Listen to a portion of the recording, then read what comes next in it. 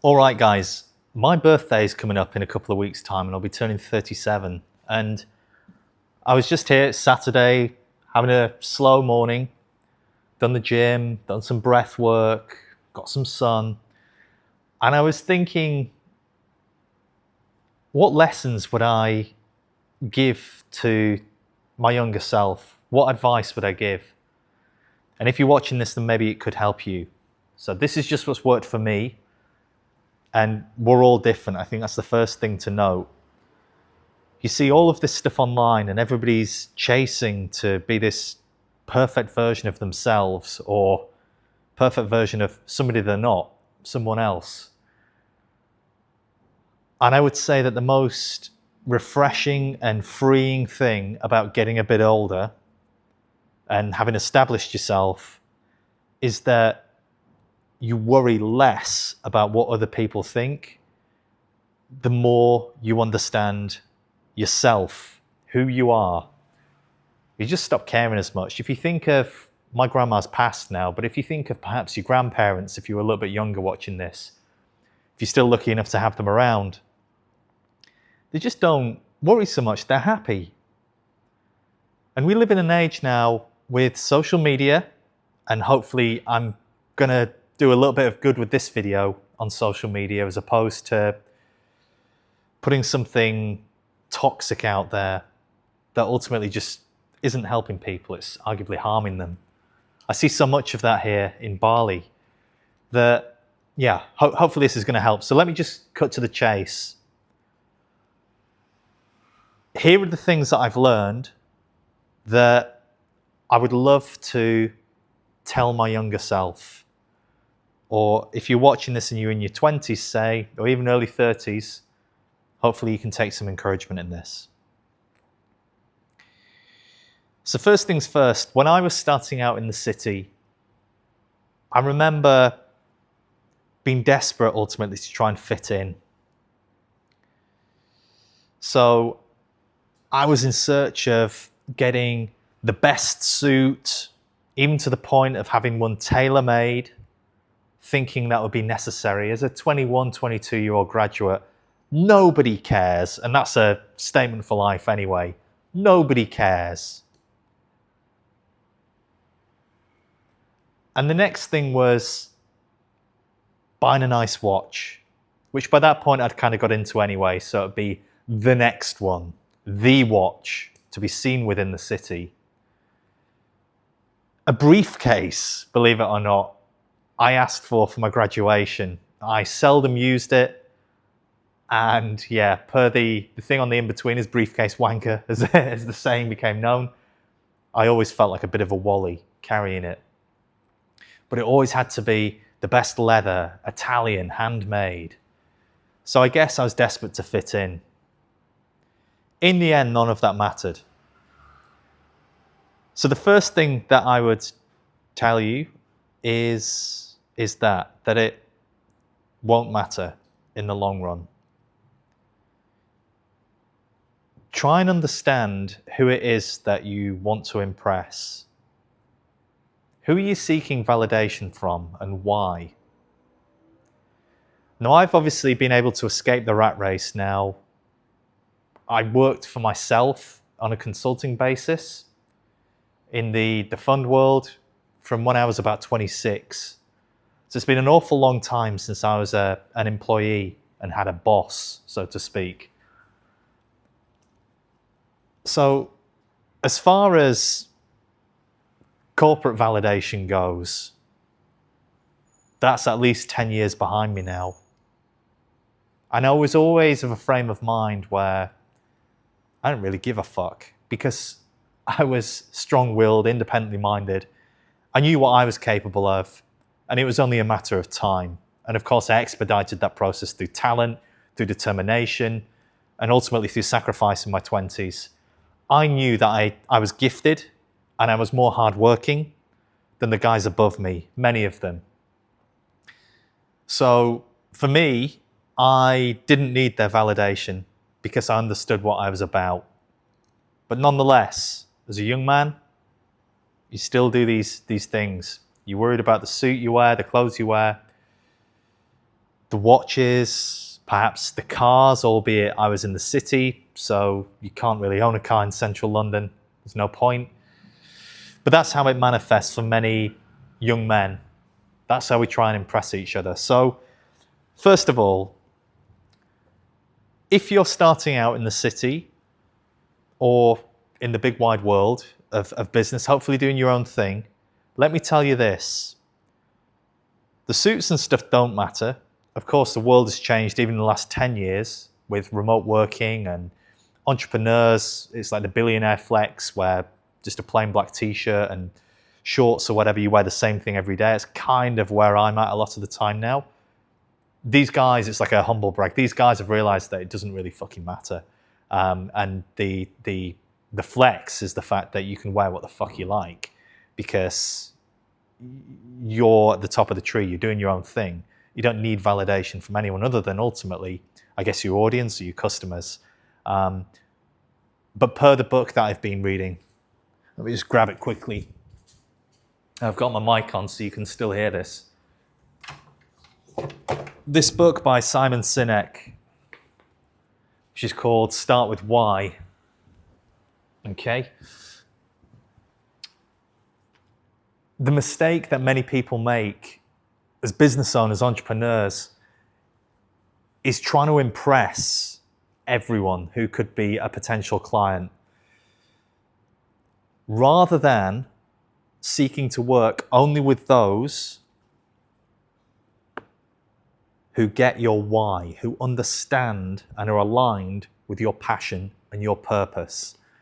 So still being selective about who you work with, which is a metaphor for, in other words, spending your time and energy with. In this case, trying to help on a transactional basis. And that's definitely a philosophy which my eyes have been open to in recent years, where having escaped the rat race, built relative freedom for myself, certainly in terms of time and geography. I don't want to build a big complex beast again or machine, a prison for myself, where I go after the entire market and I'm open to working with anyone and everyone who can afford my program. I want to be selective because that is not only building a prison, it's also the fastest way to burn out. Why the hell would you want to burn yourself out? It's horrible. I've been there 3 or 4 times over the years. It's not fun.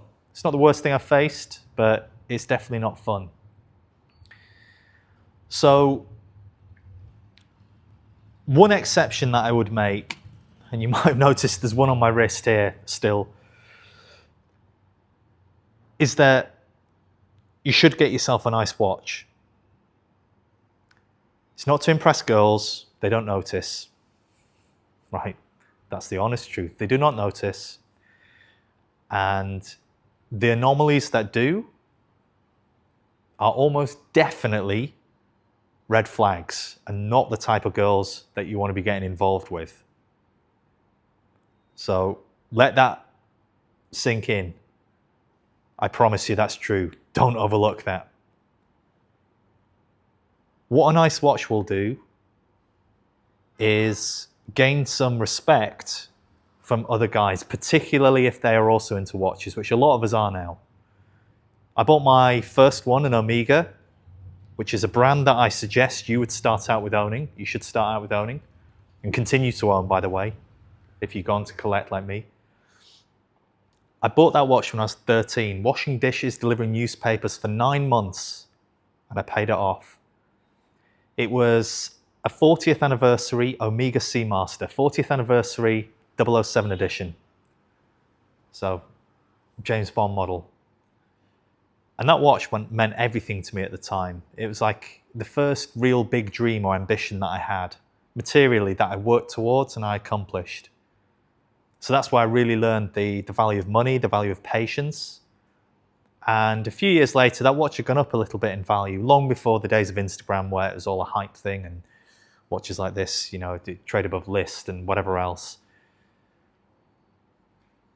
But that's what it was really about.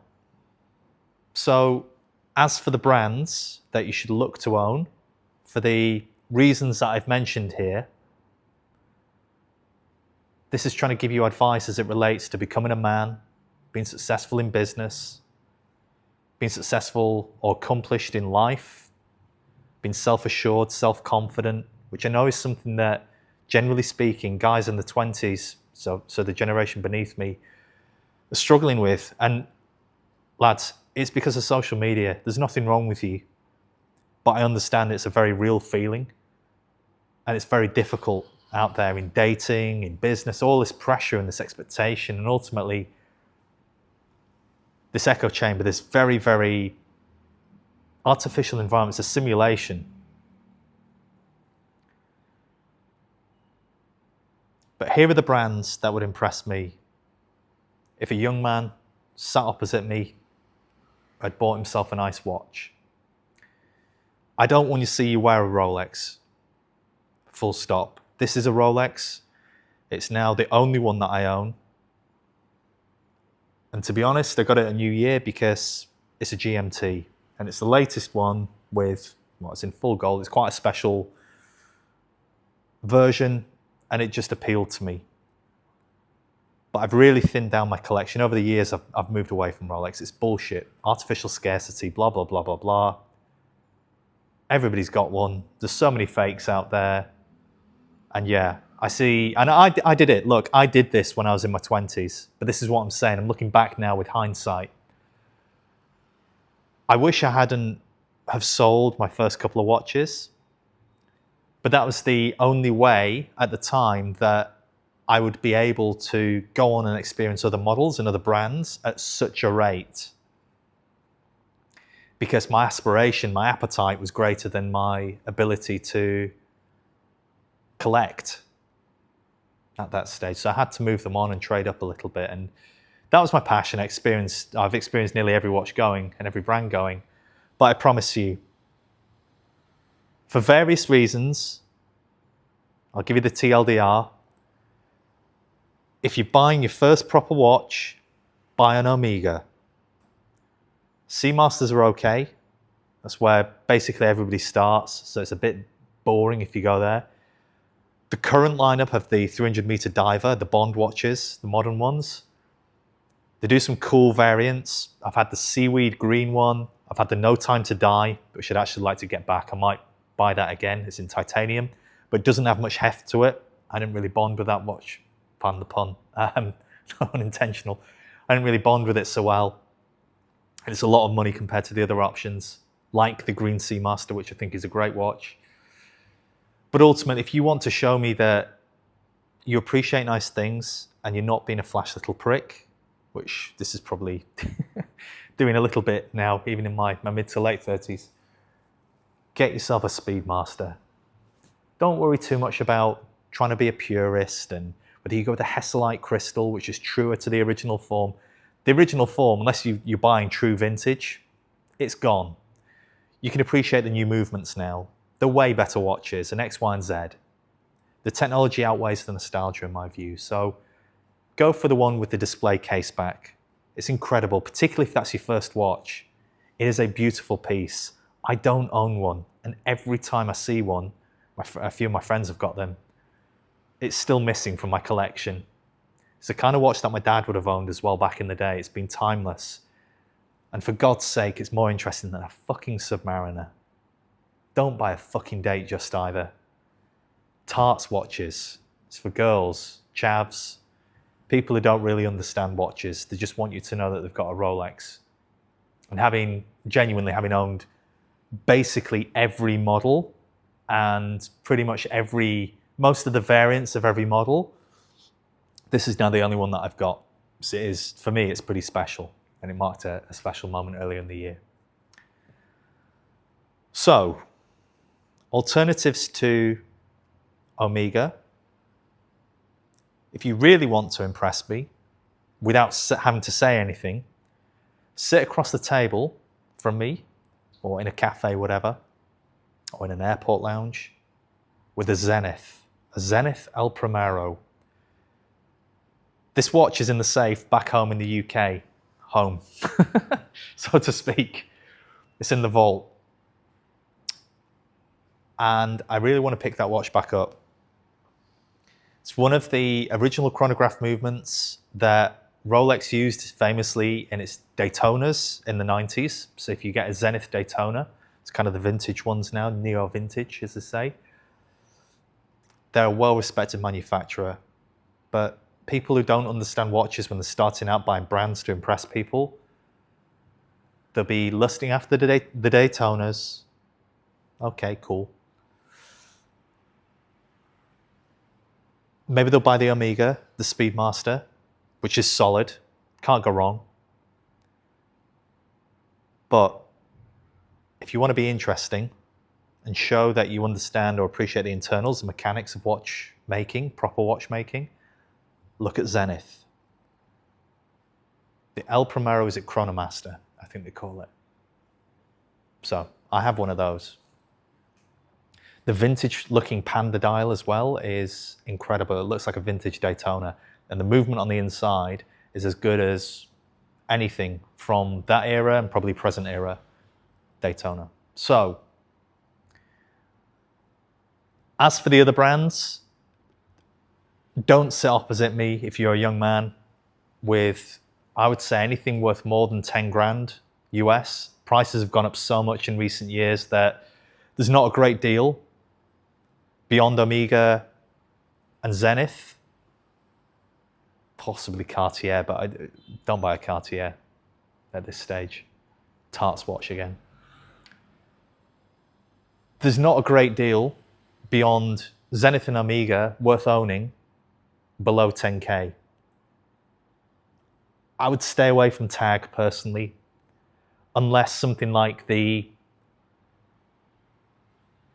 it the Carrera? Tag Carrera, the square. No, Monaco. So I'm losing my marbles.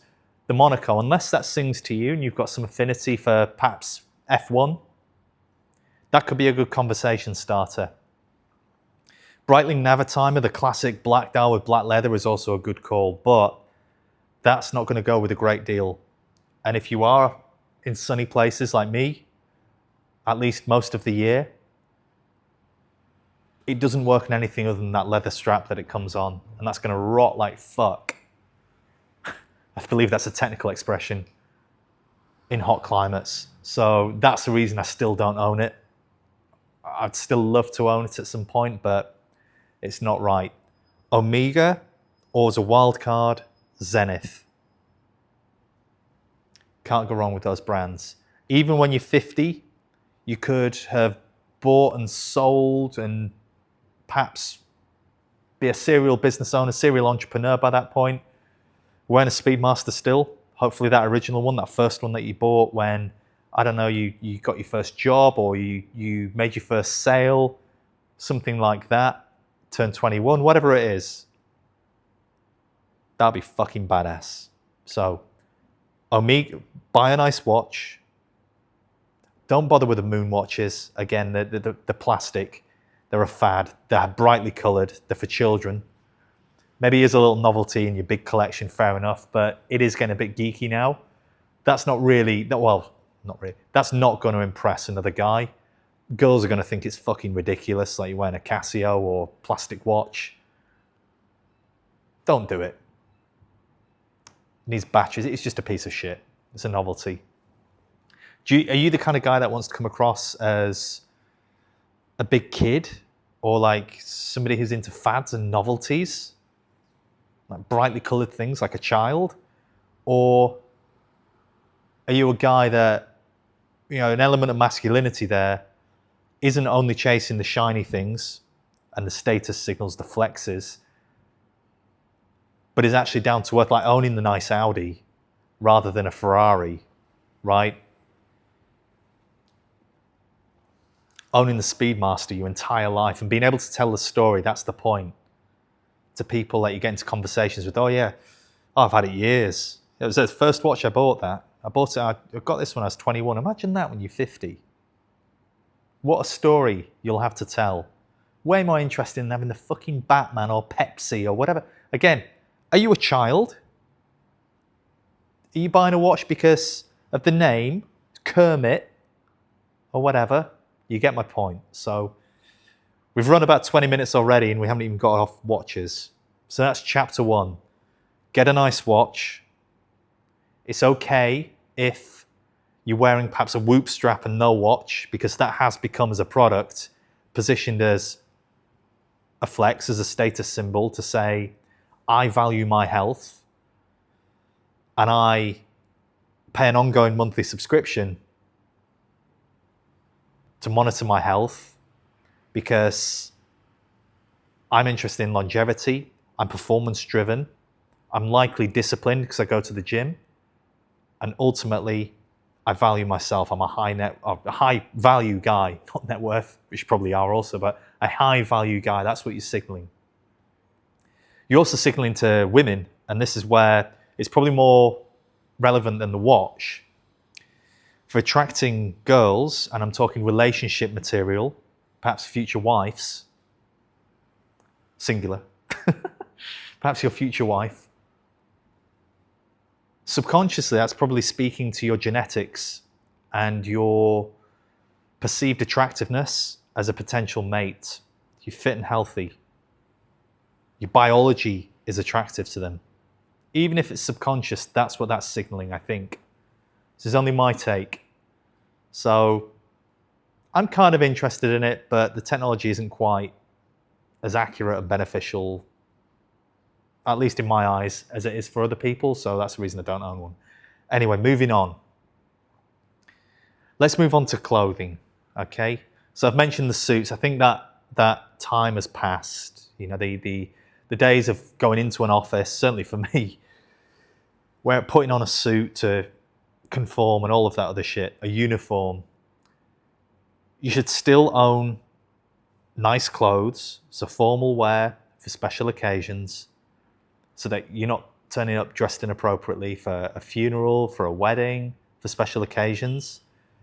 You should also dress up to take your partner, fiance, wife out to dinner, maybe your mother, on, let's say, a birthday. At least own a couple of blazers. Know how to dress. It's still important. But the majority of the time, this is the message, the brands don't matter for shit. This is one of the few things that is logoed. And it's my own brand. Okay? The days of wearing other people's brands are gone, with the exception of watches, which remain my thing. I don't want to see designer sneakers, although they're a little bit better depending on the brand. I don't want to see logos unless it's your own.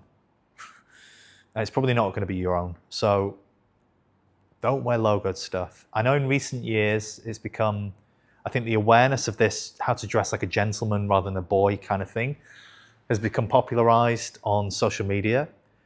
But I was doing this since my early 20s. In the city, there was a book called something like The Gentleman's Guide.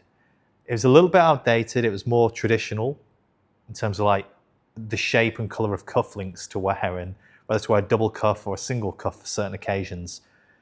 It was pretty old school. The type of handmade shoe and which brand you should go for, and the type of traditional dress shoe you should wear in a different setting.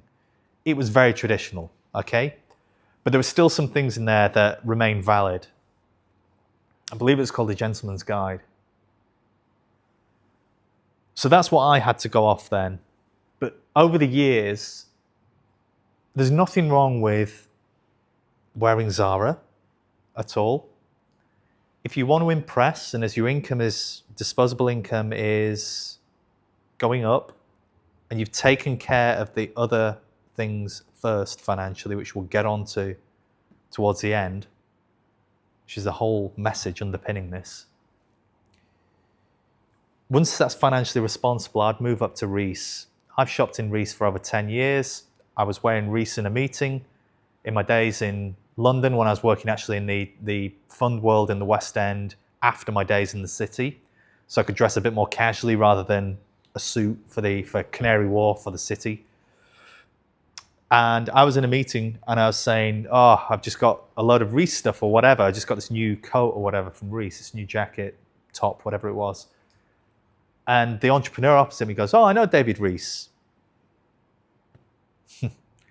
So the guys that I was doing business with or sat across the table from know the founder, and I was getting deliveries from his company as a customer, a punter, delivered to my door, even that morning, as I had done the week before and I was doing most weeks back then.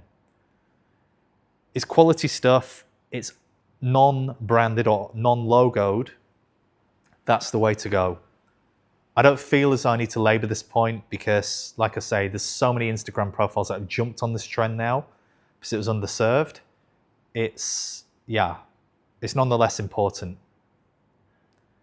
So that's the kind of thing. If you go through a lookbook for, say, Reiss, you could still shop at the likes of Zara, which just copy the same looks, same trends, and be able to get it a little bit cheaper, a little bit more affordable. And there's nothing wrong with that. With one or two exceptions, which is a lot easier, and it's a lot easier now that I live abroad in hot climates, sunny climates. But basically all my clothes are from H&M or Zara.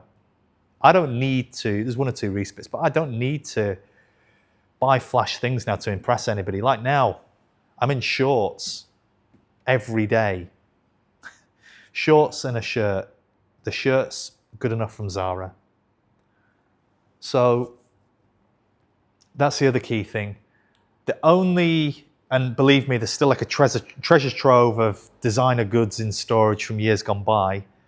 I would say that some brands, luxury brands, you can own and perhaps you should own if they are true staples, by which I mean they're timeless and elegant in design, and they'll therefore never go out of fashion. They also have pricing power, these brands, and these are the companies that I invest in, generally. Like Hermes, for example, perhaps Moncler as well. Some of the ski jackets are like, the quality is there, but nothing ridiculously branded. Think of the kind of thing that if you're like a Swiss or a French billionaire, maybe not billionaire, but well-to-do, billionaires have some awful taste. If you think of Richard Mille that has watches, you know, all these bright, ridiculous status symbols. Think of the classy, like Geneva type. A jacket like that, subtly branded. So buy quality first. Focus on quality rather than the brand. I think that's true of many things in life. So there are one or two exceptions, staples like shoes, certainly watches, perhaps jackets or coats that I'll get multiple wear from until I move abroad, right? Get multiple wear from them, never go out of fashion, and they're probably going up in value by 10% a year. So next season, when it comes around, if a jacket was, say, £700, 700 euros, they'll be pushing 800 euros the next year, the next season, again and again and again. Before you know it, it's like £1,000, 1,100.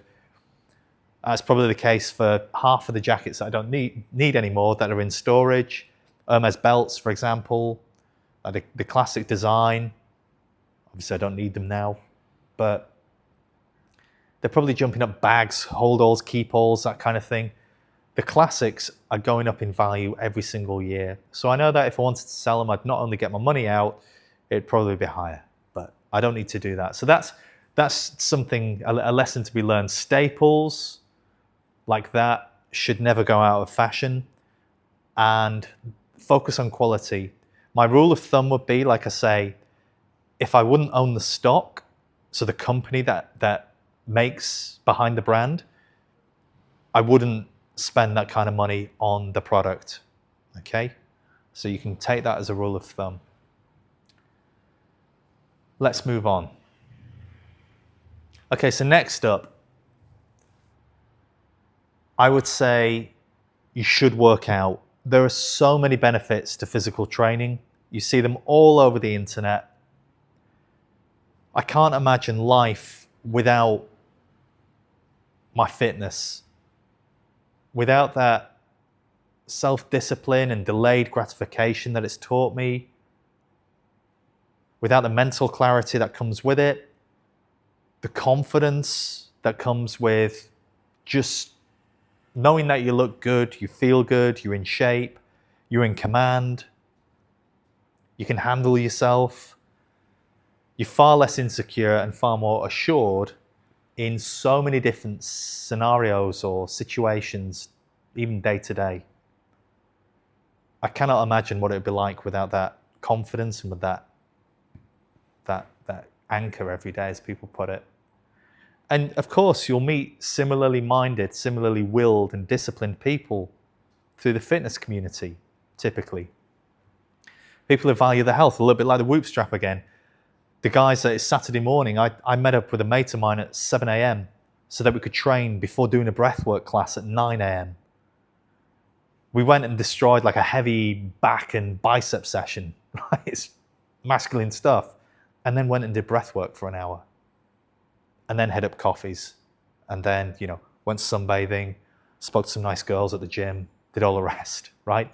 And then back recording this before I grab a bit of lunch and get a massage a little bit later this afternoon. Guys like that are not out on a Friday night getting drunk. And the girls, longer term, that you want to attract, who are suitable partners, right?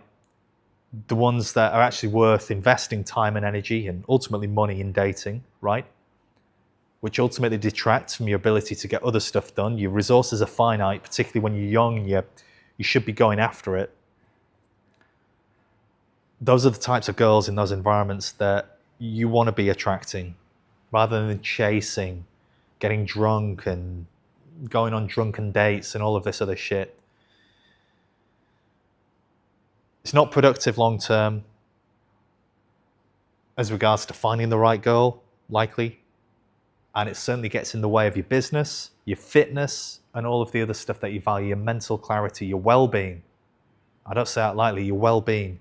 And guys, if you're watching this and you're in your 20s, or maybe you're a little bit closer to me in terms of age, I promise you that understanding yourself, your psychology, and how your mind can play tricks on you, and basically developing self-management as much as self-discipline. Two different things. Knowing when to take your foot off the gas, as I have done this week. Rotator cuff is knackered again. I've been a bit burned out. Like I was saying earlier, try to avoid that with business. It's self-regulation. The temptation is to go and smash the weights again, ignore it, bury your head, continue to work hard, think it's a badge of honor. It's not sustainable long term. So those are two different things. Two different things. But if you're doing these, basically if you're letting alcohol and God knows whatever else, heaven forbid, get in the way of that mental clarity, that focus, you're chasing girls, the wrong type, it's not worth it, guys. I'm single, approaching 37, and I have no problem with that. I feel no time pressure whatsoever.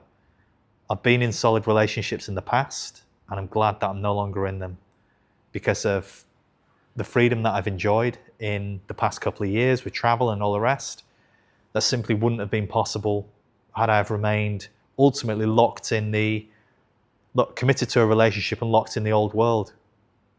I developed the freedom to escape that financially, and had relationships that developed, maybe they wouldn't have traveled. Maybe we would have gone on to, have further responsibilities that wouldn't have allowed us to do this and wouldn't have allowed me to do this. So that's the next thing.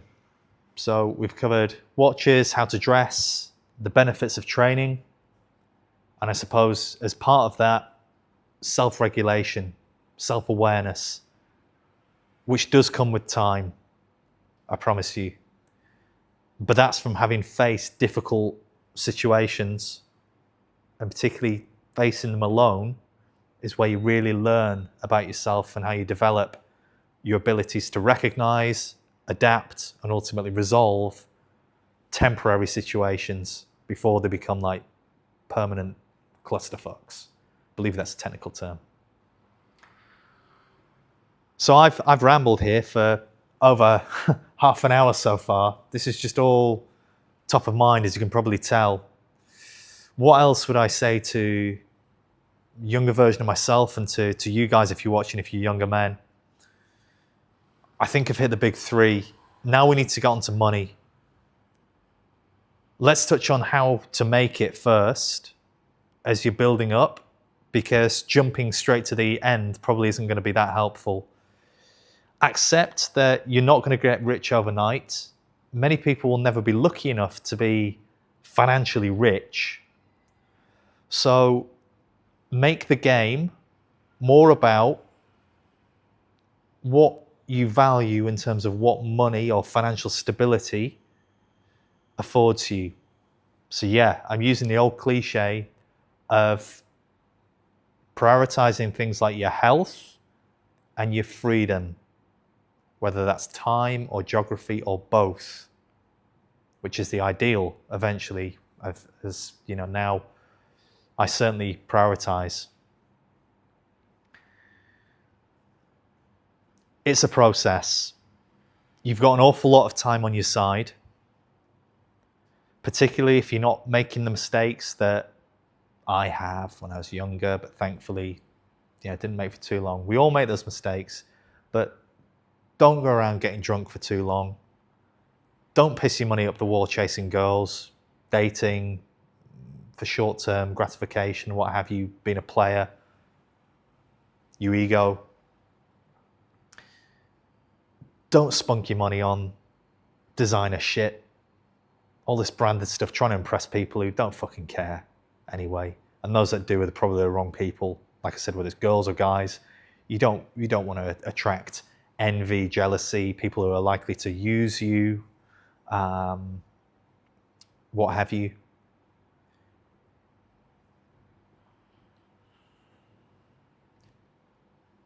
And I've lost my train of thought there. So, to bring it back, this is a problem with old age. It's going to take time. The biggest turning point for me was setting up my own business when I was 26. Now, I didn't have employees. I didn't have a physical manufacturing operation or whatever, or drop shipping or anything like that. I was already investing in the markets from day dot.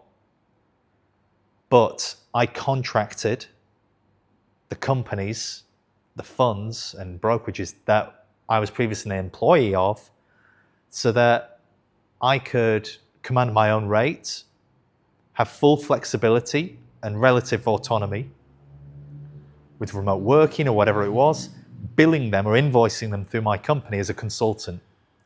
And it also meant that, and I was careful not to have any terms that would impede this written into a terms of business or contract agreement, I could have multiple clients. It's like having multiple jobs at the same time, but because you're able to work your own hours and reduce things down, and you're not sat wasting time or being unproductive in an office, right? You're being efficient. You've got systems in place. And particularly now with AI, it's like a gift. Like the 4-hour work week, which I read around that time, you can get so much more done. You can be so much more productive with your time. So I had at one point, basically the equivalent of 3 jobs or 3 salaries coming in. And I was doing probably half the hours of one job, even the lowest paying one. I was doing it from home at the time, and I was paying far less tax legally because I was doing it through a limited company, paying myself dividends. So it will take time, but don't let anybody talk you out of taking that risk. And you don't need to be like a budding entrepreneur or have this incredible business idea before you do it. Be smart. Figure out how money works. Tax. Minimizing legally, there's a difference between avoidance and evasion. Avoidance, even though it sounds scary, is legal. Avoidance is minimizing your tax bill. Learn tax avoidance, not evasion. That's illegal. Learn tax avoidance, how to manage tax. Set yourself up for flexibility and autonomy. And ideally, within that, you'll find leverage. You'll be working more efficiently in terms of your hours, your output. You'll be getting more output for less input. And you'll probably be able to leverage your time and your time that you've saved to take on more business from other clients. Anybody can do that. You don't have to be a business guru to do so. So that's how I started. And in so doing, and this is a part of understanding how money works and understanding tax, you can begin contributing directly to things like a SIP, which is like a self-invested pension. There's huge tax breaks for this in the UK. Hammer it. Maximize the allowance. That should be the goal. And then the other material stuff can come. Until you've maxed out, as things stand, about 40 grand a year, which is approximately the allowance nowadays, subject to change. Until you've stashed 40 grand a year, which, what would that be, like 3,200 roughly, 3,300 a month? Until you're doing that, able to put 3 grand a month into your pension, you shouldn't be looking at Ferraris, put it that way. Ideally, you should be living somewhere where you don't need a fucking car. If you're still in the city, you don't need one. If you're in a major capital, it'll have great infrastructure, the metro, tube, whatever, good rail network. And if you're in Bali or somewhere, digital nomading, like I have been for the last couple of years, like a grab bike, even a car, right? A taxi, it's 50 pence. They'll drive you 4 or 5 kilometers for 70 pence. There's 1,000 of them on demand day and night.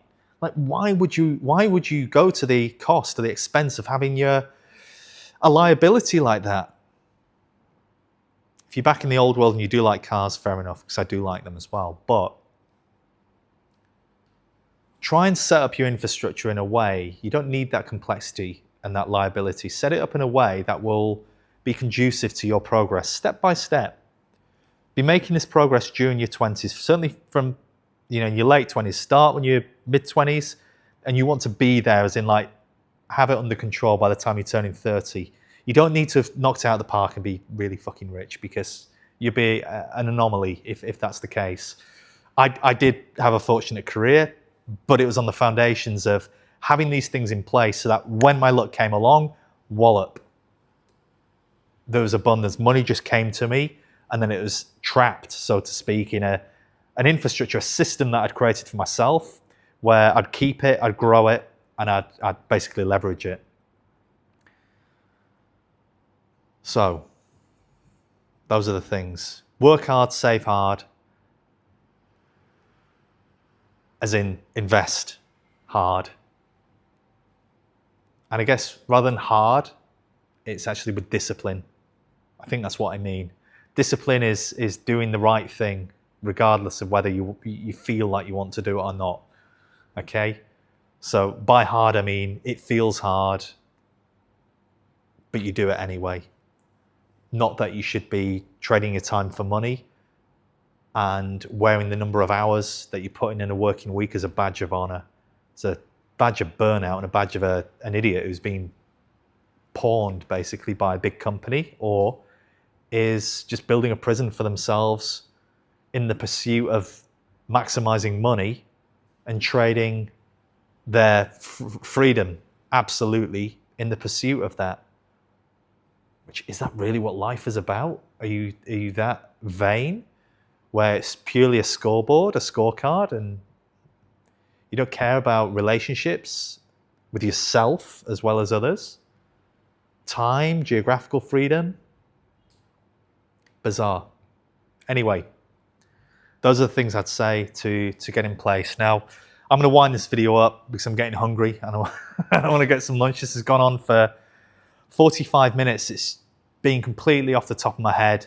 I thought before I just grabbed the phone now to record this, whether I should like make notes and turn this in edit into like chapters and stuff.